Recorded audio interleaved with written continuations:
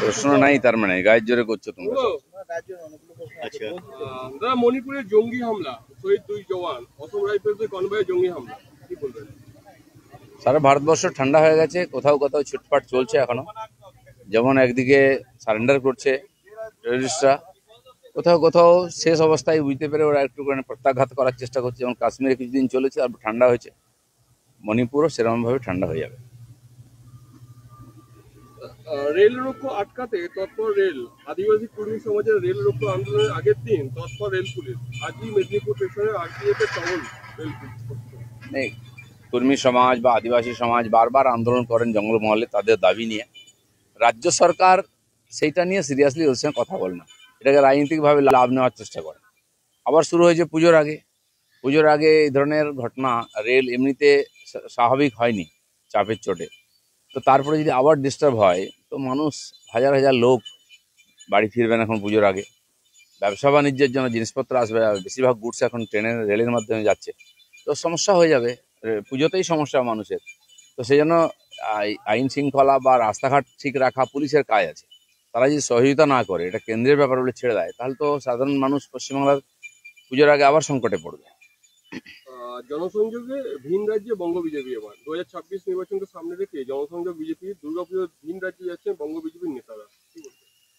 না, যারা অন্য রাজ্যে বাঙালিরা থাকেন তাদের সঙ্গে যোগাযোগ আগেও ছিল, এখনও আছে। এখন একটি যোজনা করে বিভিন্ন রাজ্যে আমাদের বাংলার নেতারা যাচ্ছেন, সেখানকার যারা বাংলাভাষী আছেন, বাংলাদেশি উদ্বাস্তু আছেন, তাদের সঙ্গে যোগাযোগ করার জন্য, এবং যোগাযোগ হচ্ছে।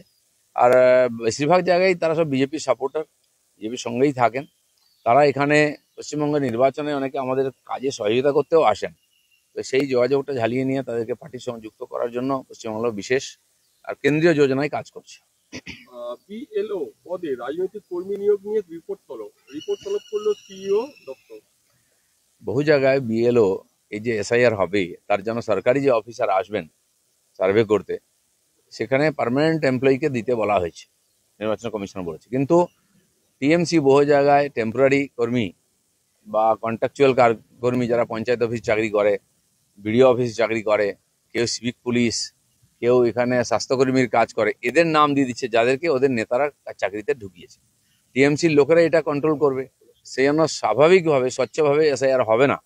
তো বহু জায়গায় এরকম কমপ্লেন এসেছে, দেখা গেল এই ধরনের যারা টিএমসি নেতাদের হাত ধরে চাকরিতে ঢুকেছে এবং কন্ট্রাকচুয়ালে আছে, ডেলিগেটেড আছে, তাদেরকেই নাম দিয়ে দেওয়া হয়েছে।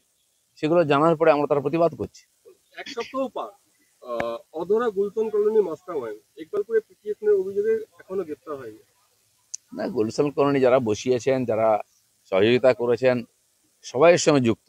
হ্যাঁ, এক দুজন তো এজেন্ট থাকেই, তারা টাকা নেয়, তারা লোক নিয়ে আসে, তারা টাকা দেয় তুলে।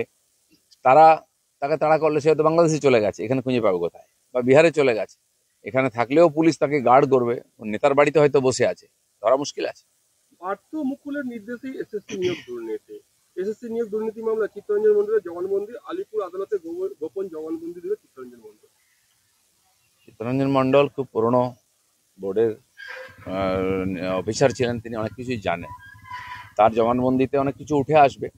কিন্তু জানি না, মুকুল রায় আর তো নাই পিকচারে এখন, কিন্তু যারা টাকা নিয়েছে, যারা টাকা তুলে নিয়ে এসছে, সুবিধা নিয়েছে 600 কোটি টাকার, এরকম বহু লোক জীবন এর মতো আছে, তো তাদেরকে কেন ধরা হচ্ছে না? এর মধ্যে এমএলএ, এমপি, টিএমসির বহু লোক আছে, আর সে তথ্য প্রমাণ মনে হয় সরকারের কাছেও আছে, তারাই লিস্ট পাঠিয়েছে, সব জানে।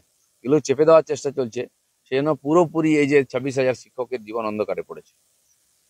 একটা কথা শোনা যাচ্ছে যে 2024-এর বিধানসভা নির্বাচনের আগে মহারাষ্ট্রে বিজেপি এবং মহারাষ্ট্রে বিজেপি এবং আরএসএস এর মধ্যে সমন্বয় বৈঠক হয়েছিল এবং যার সুফল বিজেপি পেয়েছিল।